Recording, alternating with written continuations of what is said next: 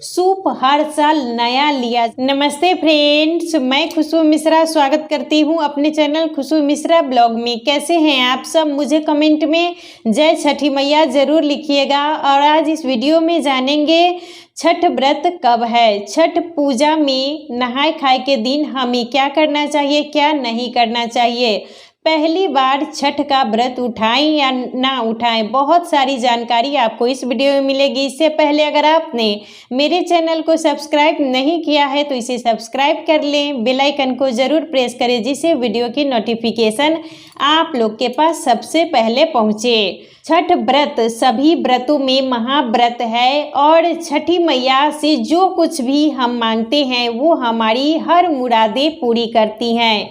और यह व्रत 4 दिनों तक चलता है। पहला दिन होता है नहाय खाए, दूसरा दिन खरना, तीसरा दिन शाम का अर्घ दिया जाता है और चौथे दिन पारण होता है। उस दिन सुबह का अर्घ दिया जाता है। तो ये व्रत 4 दिनों तक चलता है।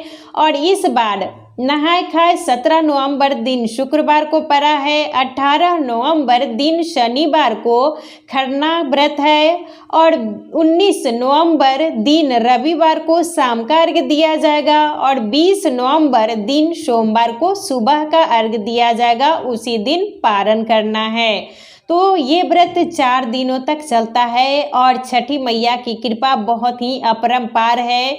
मतलब बहुत ही जो कुछ भी हम मांगते हैं माता से वो हमारी मुरादें पूरी करती हैं। और इस व्रत को परंपरा के तौर पर ही किया जाता है। मान लीजिए जिनके सासू माँ हैं तो वो अपनी बहू को ये व्रत देती हैं। जब मतलब वो करने में सक्षम नहीं होती हैं तो अपने बहू को दे देती हैं। और बहुत से लोग रहते हैं कि माने रहते हैं, कोई भी मतलब दिक्कत परेशानी उनको रहती है तो वो मानते हैं कि ये चीज़ हमारा ठीक हो जाएगा तो हम छठ का व्रत करेंगे।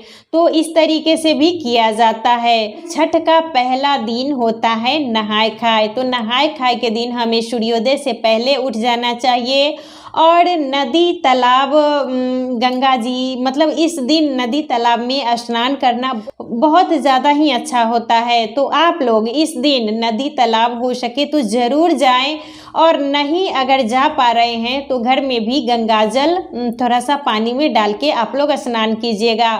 और इस दिन सबसे पहले नाखून काटा जाता है, उसके बाद बाल धोया जाता है और उसके बाद ही हम कोई भी व्रत का काम करते हैं। तो नहाय खाए के दिन हमें सबसे पहले नाखून काट लेना है। और जब भी आप लोग नाखून काटिएगा तो पैर में महावर जरूर लगा लीजिएगा। कभी भी मतलब नाखून काट के पैर को ऐसे नहीं छोड़ना चाहिए, पैर में महावर लगा लीजिएगा। और इस दिन दातुन का ही हमें उपयोग करना चाहिए। मान लीजिए दातुन नहीं मिल रहा है तो आप नया एक ब्रश रखिए और उसी ब्रश का हमें यूज करना चाहिए। लेकिन नहाय खाए के दिन आप लोग ब्रश का यूज नहीं कीजिएगा।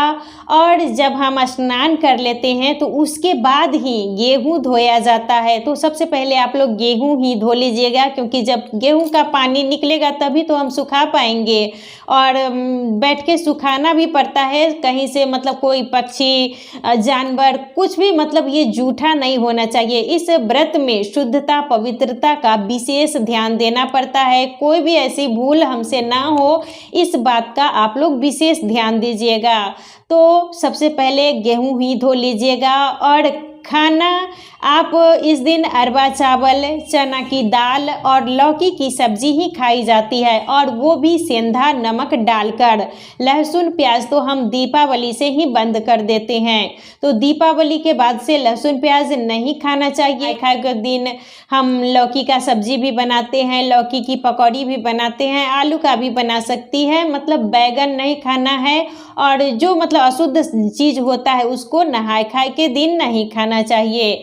और खाना बनाने से पहले मान लीजिए आप बना रही हैं तो आप तो स्नान करके ही बनाएंगी। और अगर कोई दूसरा भी खाना बना रहा है उस दिन आपके लिए तो उनको भी स्नान करके ही खाना बनाना चाहिए। और किचन की साफ सफाई आप लोग रात में ही कर लीजिएगा। रात में ही अच्छे से हमें बर्तन धो लेना है, किचन मतलब अच्छे से चूल्हा पोंछ लीजिएगा और खाए के दिन जिस बर्तन में आप खाना बनाइएगा वो मतलब नॉनवेज वाला नहीं होना चाहिए, पूरा शुद्ध। अगर आप लहसुन प्याज बना रही हैं तो उसको धो के आप यूज कर सकती हैं, लेकिन कभी भी हमें नॉनवेज का बर्तन पूजा पाठ में नहीं उपयोग करना चाहिए। तो इस बात का आप लोग विशेष ध्यान दीजिएगा। और चूल्हा आप लोग पहले से ही मिट्टी का बना लीजिएगा। इसमें 2 चूल्हा बनता है। एक चूल्हे पर हम खरना का प्रसाद बनाते हैं और दूसरे चूल्हे पर जो हम शाम का अर्घ देते हैं उस दिन ठेकुआ पिड़िकिया बनता है, तो वो दूसरे चूल्हे पर बनता है। तो 2 चूल्हा हमें इस व्रत के लिए ज़रूर बनाना चाहिए। और आम की लकड़ी पर ही ये प्रसाद बनता है। तो जो शहर में है, मान लीजिए उनको चूल्हा नहीं मिल पा रहा है, आम की लकड़ी अगर नहीं मिल पाएगी तो आप गैस चूल्हा पर भी बना सकती हैं, लेकिन गैस चूल्हा हमारा शुद्ध होना चाहिए। लहसुन प्याज वाला है तो वो भी हमें उपयोग नहीं करना चाहिए, मतलब शुद्ध सात्विकता का इसमें विशेष ध्यान रखना चाहिए। तो आप चूल्हा जो शुद्ध है उस पर ही खरना का प्रसाद बनाइएगा, या शाम का जिस दिन अर्घ दीजिएगा उसका प्रसाद बनाना है। जो हम प्रतिदिन यूज करते हैं, जिस पर हम लहसुन प्याज बना रहे हैं या नॉनवेज बना रहे हैं, उस चूल्हे का तो भूल कर भी उपयोग नहीं करना चाहिए। और छठ व्रत इस बार हमें नहीं उठाना है। आप लोग का सब पूछ रही थी कि इस बार छठ व्रत उठाएं या नहीं उठाएं, तो छठ व्रत इस बार नया हमें नहीं उठाना है, क्योंकि मलमास लगा है। तो जिस साल मलमास लगता है तो मलमास लगने के बाद कोई भी हम नया व्रत नहीं उठाते हैं। तो आप इस साल कोई भी नया व्रत नहीं उठाइएगा, अगले साल से ही हमें नया व्रत उठाना है। और आप लोग का सवाल था कि इसमें साड़ी नया ज़रूरी है क्या? तो जी हाँ, इसमें नई साड़ी ही पहनी जाती है। नई साड़ी आप 1 भी ले सकती हैं, 2 भी ले सकती हैं, लेकिन साड़ी नया होना ही चाहिए। साड़ी नया होना चाहिए। और जो ये लहठी होती है या चूड़ी पहनते हैं, लहठी को बहुत ज़्यादा ही पूजा पाठ के लिए शुद्ध माना जाता है, तो आप लोग लहठी ही पहनिएगा। और साड़ी आप 1 भी रख सकती हैं, 2 भी रख सकती हैं, लेकिन इसमें नया साड़ी पहन के ही इस व्रत को किया जाता है।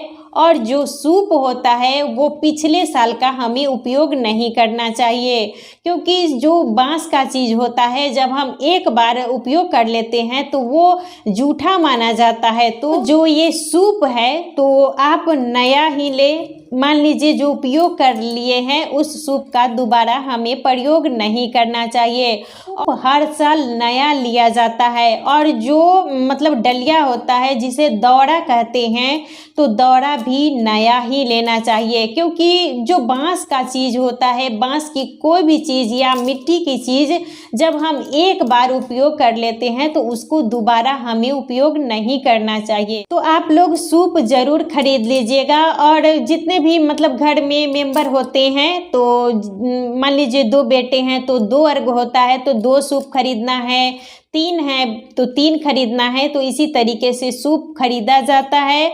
दौड़ा का भी नियम है, हर साल नया ही खरीदना चाहिए। और मान लीजिए आप पीतल का खरीद ली हैं तो ज़रूरी नहीं है कि हम खरीदेंगे, या पीतल का सूप भी खरीद ली हैं या थाली भी खरीदी हुई है तो आप लोग नया नहीं लीजिएगा। लेकिन जब आप सूप से अर्घ दे रही हैं या किसी का माना हुआ भी रहता है कि हम बांस के सूप से अर्घ देंगे, तो वो प्रत्येक साल नया सूप ही ले, और पुराना का उपयोग इसमें नहीं करना चाहिए। और साड़ी, चूड़ी, लहठी, ब्लाउज, पेटीकोट इस व्रत में नया ही होना चाहिए, पहना हुआ का उपयोग हमें नहीं करना है। नहाए खाए के दिन जब आप लोग स्नान कर लीजिएगा नदी तालाब पर, तो वहाँ पर मतलब जितनी भी महिलाएं होती हैं वो एक दूसरे को नाक से लेकर मांग तक सिंदूर लगाती ही हैं। लेकिन आप घर में भी स्नान कीजिएगा तो उस दिन पीला जो ये सिंदूर होता है वो नाक से लेकर मांग तक हमें ज़रूर लगाना चाहिए। और सिंदूरा से भी आप सिंदूर लगा सकती हैं, क्योंकि कोई भी व्रत त्योहार में हमें सिंदूरा से सिंदूर जरूर लगाना चाहिए।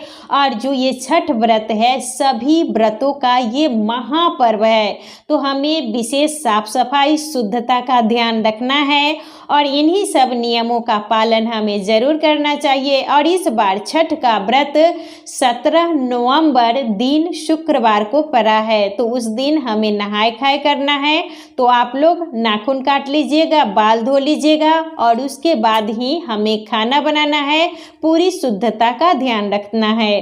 तो हमें इन्हीं सब नियमों का पालन जरूर करना चाहिए। तो आज का वीडियो यहीं तक था, फिर मिलूंगी एक नए वीडियो में। वीडियो अच्छा लगे तो इसे लाइक ज़रूर कीजिएगा, मेरे चैनल को सब्सक्राइब कीजिएगा। फिर मिलूंगी एक नए वीडियो में, तब तक के लिए नमस्कार। जय छठी मैया।